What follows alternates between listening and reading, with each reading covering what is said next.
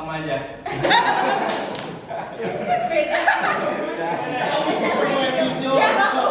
Nah, soal happiness, kenapa happiness? Karena ini topik yang lagi happening, jadi akan selalu happening dalam hidup kita.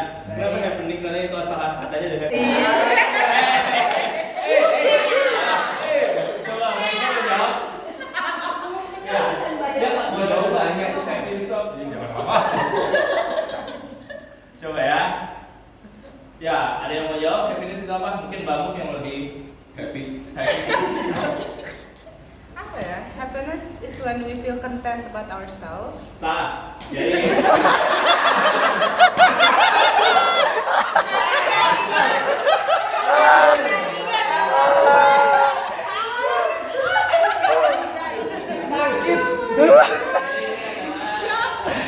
Jadi apa yang kita bicarakan soal happiness, yaitu jawabannya, tapi kita akan bahas dari segi Profesor Harvard social scientist managing happiness, dia kelas gitu, dan kelasnya itu selalu laku gitu, bahkan sampai ada waitlistnya gitu tentang managing happiness. Apa itu happiness? Kita lihat dulu. Ini dari barat. Oh iya. Ya dari depan aja tuh.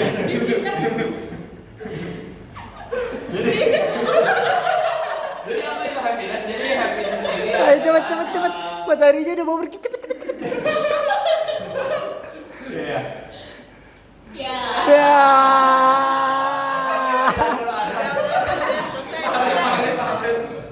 Jadi apa yang kita maksud soal happiness ini itu banyak konsepsi.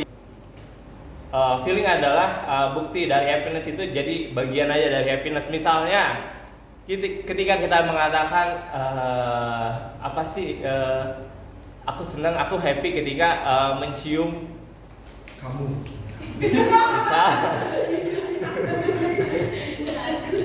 misalnya happiness itu diibaratkan nasi padang gitu. Nah, kalau definisinya happiness adalah feeling, mungkin nasi padang itu diibaratkannya adalah aroma nasi padang gitu. Padahal bukan gitu. Nasi padang adalah nasi yang di padang. Betul. Makanan. Ya, makanan, bukan hanya aroma. Jadi happiness itu bukan feeling yang tiba-tiba, kan kadang-kadang kita aduh sedih bad mood gitu. Aduh Selasa happy. Aduh Rabu sendu gitu misalnya. Aduh Kamis gerimis enggak ada. Oh sih lanjut. Jumat. Aduh Jumat apa? Jumat kumat enggak ada. Jadi happiness itu bukan feeling. Jadi happiness itu adalah sesuatu yang bisa kita usahakan, sesuatu yang bisa kita kejar, sesuatu yang bisa kita betulkan dengan seksama gitu, bukan yang tiba-tiba ada. Nah, kenapa gitu? Maka dari itu istilah aku pengen jadi happy gitu, I want to be happy itu sebenarnya kurang tepat gitu.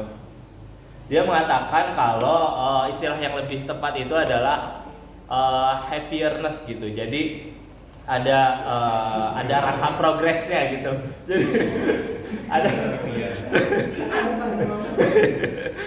ya, jadi ada kehappyan. Jadi happiness itu bukan destinasi gitu. Kalau kita udah mencapai happy, ya udah kita happy terus. Tapi itu adalah direction di mana misalnya kalau ke kanan adalah ke Mang Edo. Kalau ke kanan adalah ke happiness, kalau ke kiri itu unhappiness gitu. Nah, happiness ini direction, arah. Jadi di sepanjang arah itu kita harus jalan, kita harus bekerja untuk mencapai itu gitu. Gitu.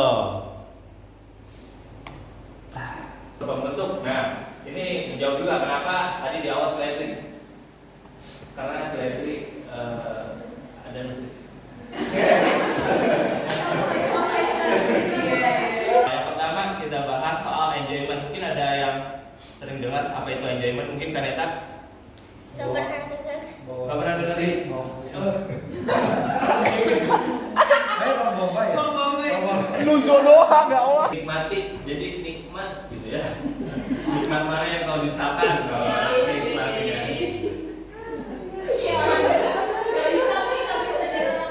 Oke,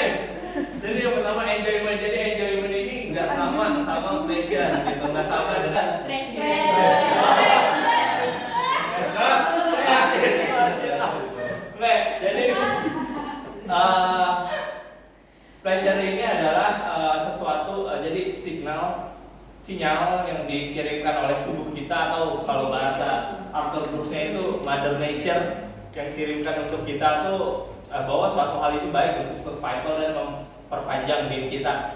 Atau mungkin kalau Mas Markus sebut itu ini ya apa gitu ya.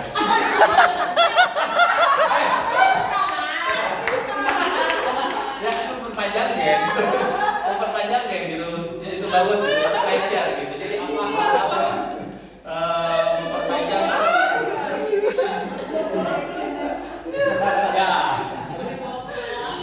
Dan kenapa enjoyment ini nggak sama dengan pleasure? Jadi misalnya pleasure ini adalah suatu hal yang kalau dikerjakan sendiri itu membawa adiksi. Jadi misalnya coba sebut yang dipikirkan cowok porn, betul? Misalnya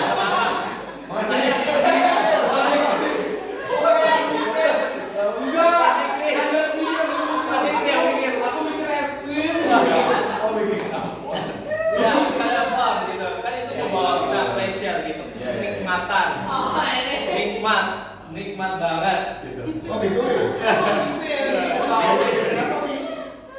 Jadi ketika kita mendapatkan pleasure itu kita menghabiskan waktu ketika sendiri, misalnya yang salah satu tadi porn atau misalnya makan gitu. Ada nih yang jadi apa sih yang membedakan enjoyment dan pleasure? Jadi ada rules deckingnya. Anak Geo ada rules deckingnya.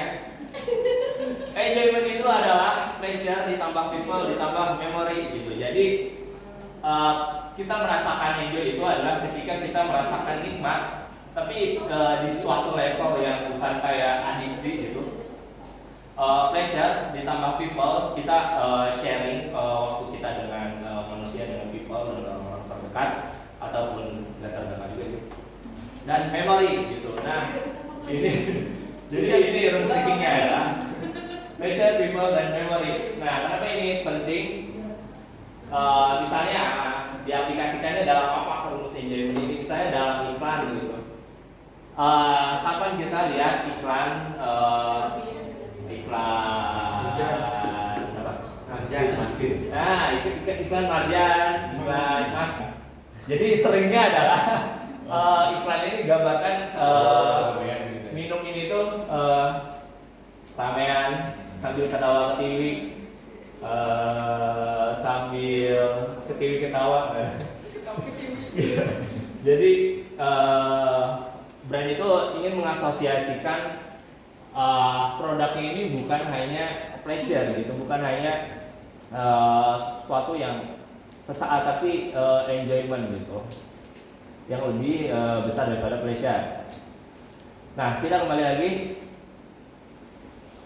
setelah enjoyment ada apa yang kedua? Yang kedua adalah satisfaction.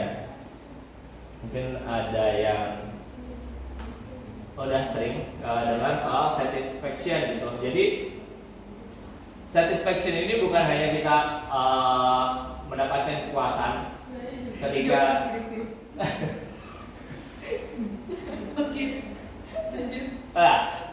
satisfaction ini bukan soal kita hanya mendapatkan, tetapi ada requirementnya gitu. Kita mendapatkan, tetapi kita harus struggle dulu gitu.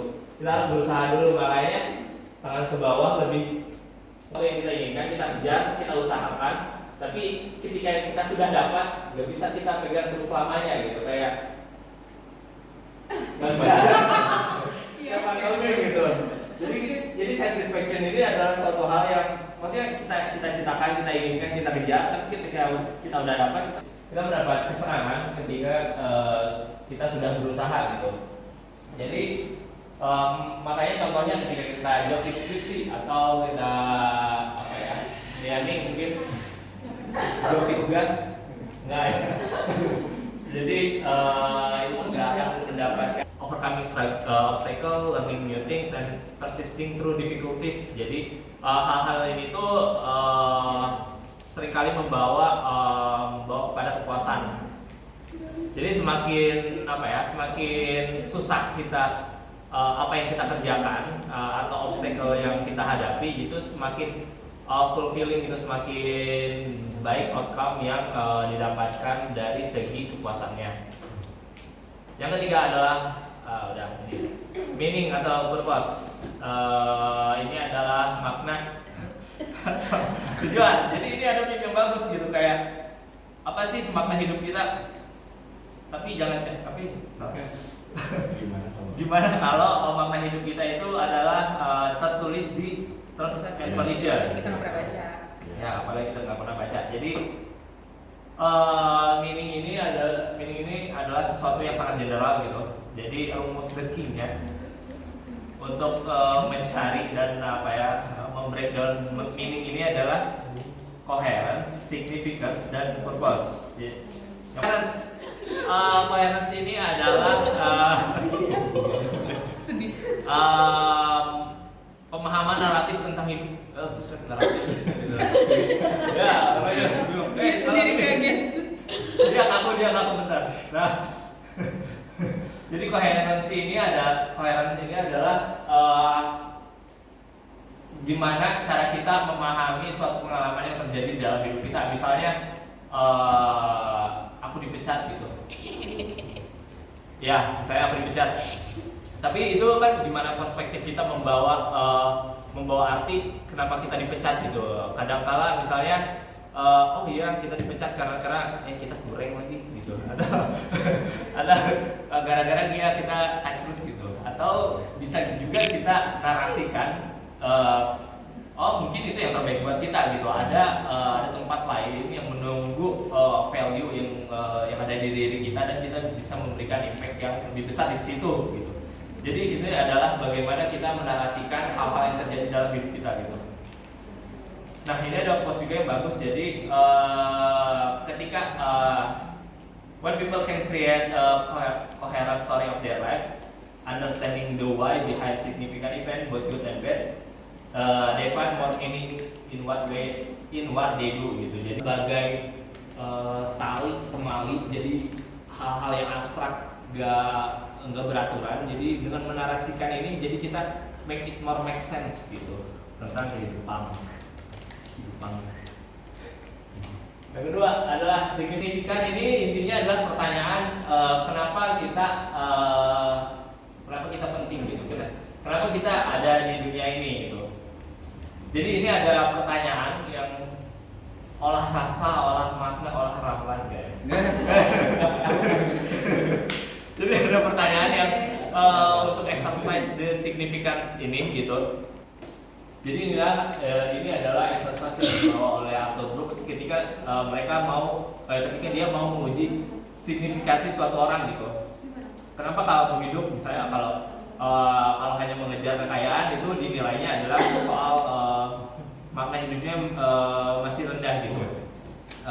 Untuk hal apa kamu bersedia untuk mati? Nah ini sebenarnya nggak ada jawaban yang baik atau buruk, tapi mungkin kita bisa merasakan gitu ketika jawaban kita lemah atau mungkin kita belum bisa menjawab, kayak sama aku juga belum bisa menjawab kenapa kamu hidup atau bersedia untuk mati sekarang apa gitu kan. Jadi ini adalah hal-hal yang terakhir adalah purpose. Ini adalah part dari meaning. Ini mengajarkan atau membicarakan soal arah yang di hidup kita gitu, goals apa yang dituju dalam hidup kita. Jadi ketika kita udah punya goals yang dituju gitu kan, itu membentuk nilai-nilai kita dalam mencapainya. Jadi kita dapat duniawi dan surgawi gitu kan, kita bisa menurunkan nilai-nilai dari goals itu gitu. Jadi kita ya mungkin harus hidup berdasarkan. Nah jadi apa sih keempat ini gitu? Arthur Brooks menyimpulkan dari studinya kalau kita jadi bisa misalnya Ferry ini bisa dengan meditasi atau misalnya belajar klasikal musik gitu yang lebih besar daripada kita yang membuat kita itu bagi itu bisa. Yang pertama adalah faith, yang kedua family. Nah, family ini Arthur Brooks ini mengaitkan dengan asal muasal kita sebagai manusia ya Homo sapiens gitu. Jadi karena kita ini adalah karena tadi yang pertama yang di awal kan Mother Nature tuh yang pleasure itu ini nggak perlu basicnya adalah hidup berkeluarga gitu, hidup dengan kerabat dekat gitu, dengan yang sejenis gitu dengan kita. Nah, yang sejenis ini bisa dikategorikan banyak kayak bisa sebagai Homo sapiens gitu. Dia mengategorikan friendship ini bukan sekedar yang transaksional gitu, yang basa-basi doang, tapi yang lebih dekat dari itu gitu. Kita harus punya teman yang lebih dekat dibanding hanya transaksional, apa kabar, oh baik-baik, oke gitu. Hanya sekedar kenal enggak gitu, tapi ingin yang lebih dalam dari itu.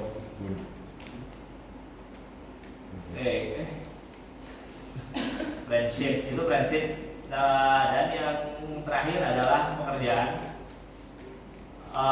Jadi di unsur happiness ini ada yang mungkin ada yang surprise kalau happiness itu salah satu faktor yang membutuhkan adalah pekerjaan gitu. Tapi di sini pekerjaannya itu bukan seberapa lama kita bekerja atau seberapa keras kita bekerja, tapi ada dua. Yang pertama itu adalah dia istilahnya adalah earn success gitu. Jadi emang harus ada effortnya. Jadi kita dikenal atau kita tuh punya skill yang bernilai untuk orang lain gitu dalam work ini yang bisa kita tawarkan ke dunia gitu. Sukses. Dan yang kedua adalah apa itu namanya? Statuta. Ini bentar. Memberi. Nah, betul. Memberi. Yang kedua adalah memberi ke orang lain gitu. Jadi faktor yang kedua dalam work yang harus ada yang membawa ke happiness ini adalah pekerjaan-pekerjaan yang memberi ke orang lain. Memberi di sini tuh maksudnya bukan ngasih duit atau apa, tapi service others gitu. Misalnya dengan hal-hal kecil, misalnya nggak usah terlalu besar. Misalnya ketika kita lagi kerja gitu, ya kamu bisa sekedar bikinin kopi gitu. Misalnya Alif nanti jam 10 ketika aku ngantuk gitu bikinin kopi ke aku, atau nanti siang beliin ke Maedo gitu. Nah itu bisa. Aku mau. Nah itu karena ada unsur service others-nya gitu. Jadi kita tuh bukan makhluk yang hanya memikirkan diri sendiri saja. Jadi kita harus service other juga gitu. Nah, ini sudah di penghujung acara. Jadi mari semakin happiness, harusnya salah ini. Mari semakin happy. Nah, kenapa diibaratkan ini? Kita bisa lihat motionnya adalah maju mundur. Jadi happy itu perjalanan menuju happy emang gak selalu maju, tapi kadang mundur, kadang maju. Jadi kita perlu terus effort untuk mendapatkan untuk menjadi happiness gitu. Oke, sekian dari presentasi.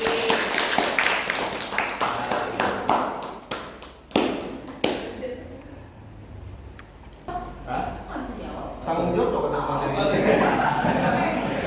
Ya, mungkin ini adalah sebagai apa ya? Sebagai awalan untuk kita mencari lebih dalam. Jadi apabila nanti ada yang belum bisa terjawab, aku akan mengatakan Seri sendiri tidak. ada yang mau tanya. Baik. Masih Greg? Salah. Kalau dari makna yang tadi diceritakan.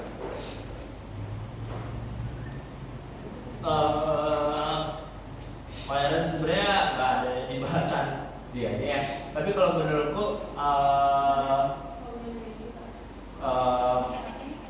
coherence sama acceptance ini sini agak beda gitu. Tapi coherence ini tuh lebih ke bagaimana ya kita melihat sesuatu hal terjadi gitu, membentuk itu sebagai sesuatu yang ya lebih enak mungkin diterimanya gitu untuk kita.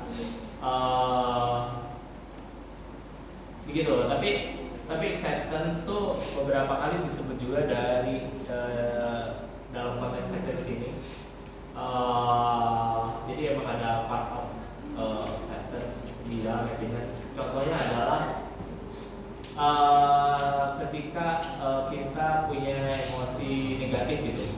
Happiness ini bukan bukan sama dengan kita punya emosi positif terus, tapi ada emosi negatif juga.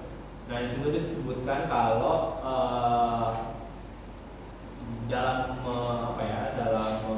mengontrol emosi negatif itu ya yang pertama memang harus acceptance gitu. Jadi kita nggak perlu takut dengan emosi negatif. Jadi kita perlu menerima itu gitu sebagai suatu part dalam hidup.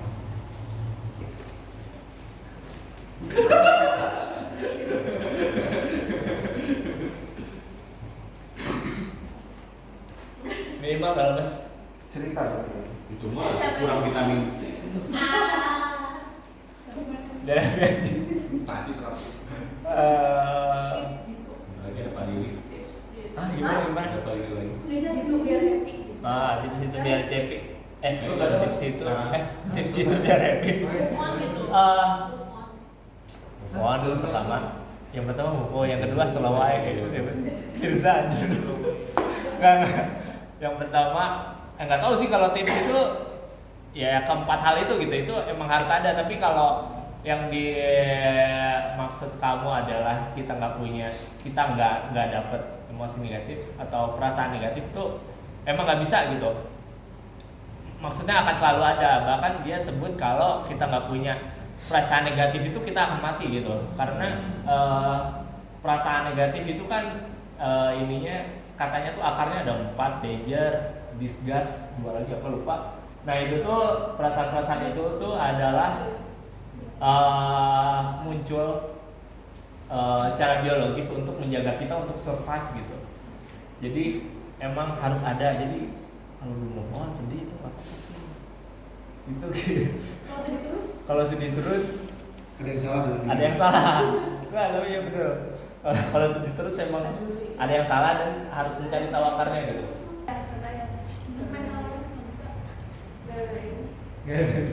untungnya. Langkah awal kayaknya kalau segala masalah kan langkah awal yang pertama itu aware dengan masalah itu gitu. Langkah awalnya aware apa masalahnya, apa akarnya. Dari situ kita bisa mind mapping mungkin kayak apa yang membuat hal itu muncul terus gitu. Misalnya kamu sedih gitu pas malam, pas hujan gitu. ya maksudnya ada hal-hal yang men-trigger gitu kayak. Tapi yang pertama ya harus aware dulu gitu. Kenapa kita selalu sedih di jam sekian, di saat kondisi kita sekian gitu. Jadi dengan itu lebih jelas kan memetakannya gitu. Mencegahnya juga gimana lebih jelas. Kayak dengan jam 11 malam jadi mandi kembang aja dah daripada nangis gitu. Gitu. Kalau menonton gitu.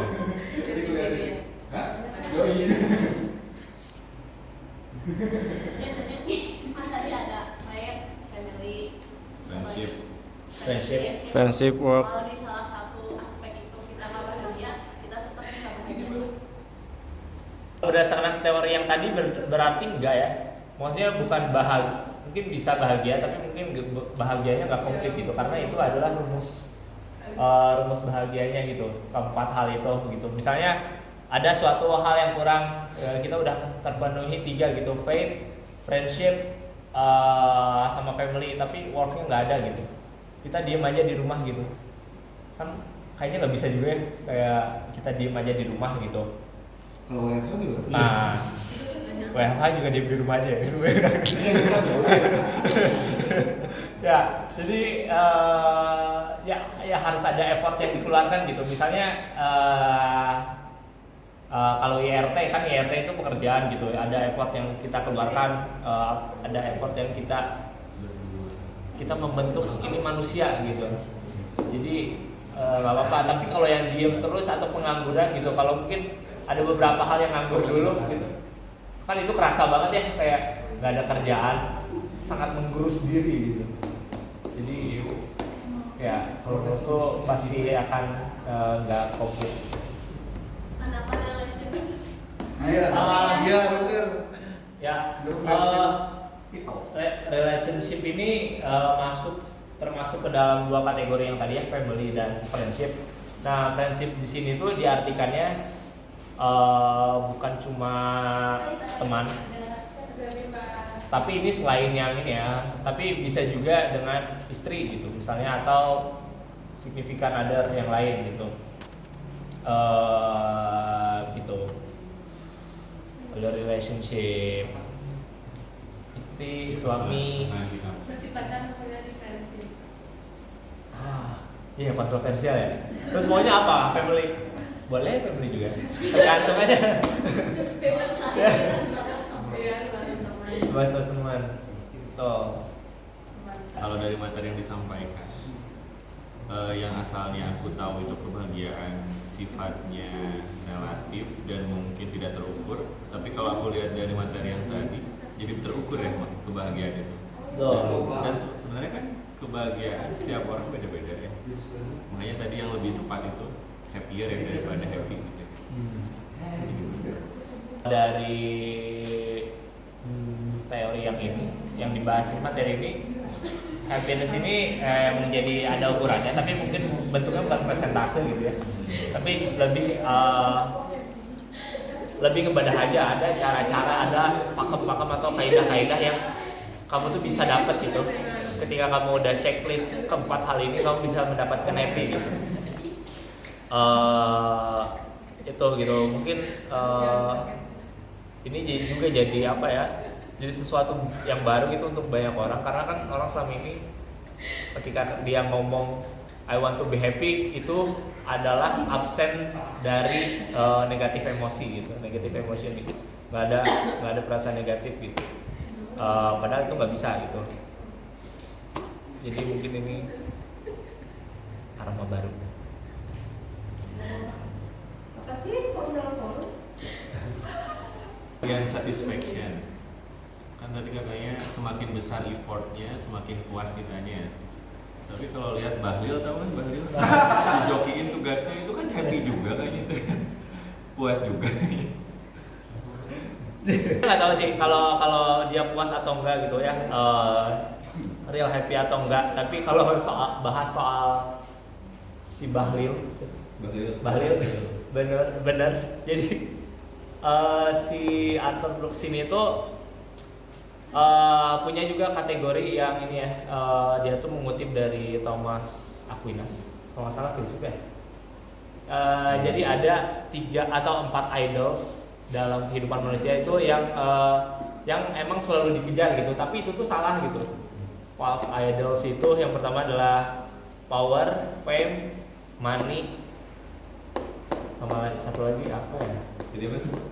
Power, fame, fame, power, fame, money, fame, Famous. famous. Fame. Ya, sama satu lagi apa ya? Satu lagi aku lupa. Jadi mungkin Bahlil ini dia mencari kesenangan, kehappyan, tapi dengan salah satu idol gitu. Dia mencari power, dia mencari pride gitu. Padahal itu tuh udah disebutkan kalau itu tuh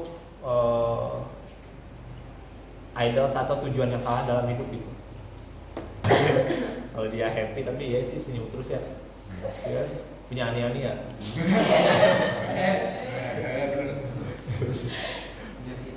Apakah happiness itu kalau berlebihan juga bahaya? Happiness berlebihan bahaya. Happiness berlebihan bahaya. Tahu sendiri. Maksudnya lebih ke kayak kan pernah dengar tuh kayak semua hal itu tergantung kitanya menerimanya bagaimana gitu kan, kayak positif atau mau negatif. Positif atau negatif itu terserah pada kita sebenarnya kan. Nah kalau misalkan kita selalu positif aja terus, apakah itu berbahaya? Padahal itu tujuannya untuk mendapatkan sebuah happiness itu sendiri. Ya, Tadi ya. kan merasa negatif itu Ya, ya, ya. kita nggak mati gitu. Ya. Ya sih, maksudnya kan kalau stoik itu emang ngajarin kayak gitu. Yang tadi gitu. Maksudnya ketika aku bukan belajar, maksudnya baca sedikit soal itu juga kayak emang nanti orang nggak takut jadi toxic positif gitu ya, jadi positif terus, tapi kayaknya emang harus diseimbangkan. Ketika kita kayak punya perasaan negatif itu nggak apa-apa gitu, jadi emang harus ada ruang gitu, nggak sih, tapi menurutku kayaknya hidup akan menemukan ini ya, menemukan Jalan. ya. Itu ada lagu nggak sih? Hidup Adalah Anugerah sel lagi. Anugerah sel. Ya, positif terus, akan ada titik di mana kayaknya harus sadar kayaknya emang bener salah kitanya gitu. Karena ketika kita dipecat terus atau nggak dipecat apa ya? Dipecat 2 kali. Ya ditegur. Ya itu emang harus ada penerimaan kita yang salah gitu. Nggak mungkin kita deflect fakta terus gitu. Itu jatuhnya mah halu gitu ya. Kadang-kadang begitu. Buku. Selalu udah sih. Kan ngomongin kebahagiaan ya, pasti ada ngomongin kesedihan juga. Jadi karena apa? Jadi memang hidup itu kan ada bahagia ya, ada sedihnya ya kayak. Jadi memang sedih itu wajar gitu. Tapi kalau yang aku baca dari buku Filosofi Teras, beda buku ya, ini beda sumber. Memang kalau di filosofi teras itu menggambarkan untuk penerimaan gitu, lebih menerima. Jadi ketika kita pastikan manusia ditempa musibah ya, namanya juga hidup di dunia, kalau mau enak mah di akhirat. Belum tentu kalau kita masih Iya, kalau misalnya masuk neraka nggak enak. Ya cuma gimana kita bisa menerima. Tapi untuk proses menerimanya itu juga panjang gitu. Jadi ada proses-proses, mungkin awalnya dari kesedihan, kemudian menjadi bisa menerima. Itu guys, jadi tentang filosofi teras yang ditanya Alif tadi. Itu. Zoom dong. pengen direkam itu. Dan kalau Panji jangan percaya Powi. Kalau kata Prabowo kita jangan seperti guru-guru.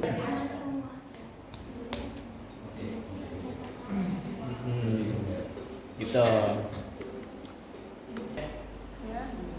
Ambil atraksi dong. Ambil atraksi dong. Apa buat pengetahuannya soal happiness ini. Ya terima kasih buat semuanya yang udah ada di sini. Yeay.